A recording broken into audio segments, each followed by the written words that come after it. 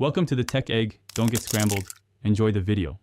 In this video, I will explain how to create a mobile website in Canva. First, open Canva and navigate to the website's category. You'll find many pre-designed templates optimized for mobile viewing.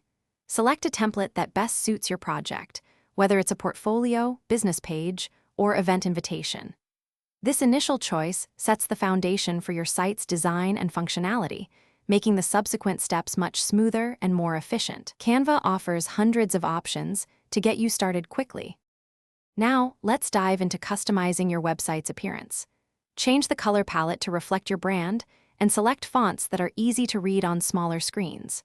Replace placeholder images with your own high-quality photos or choose from Canva's vast stock library. You can also add videos and graphic elements to make your site more engaging. Remember, a clean and consistent design enhances user experience significantly, guiding visitors through your content effortlessly. Next, focus on populating your website with compelling content.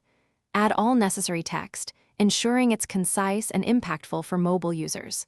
Incorporate clear calls to action, like learn more or shop now, to guide visitors.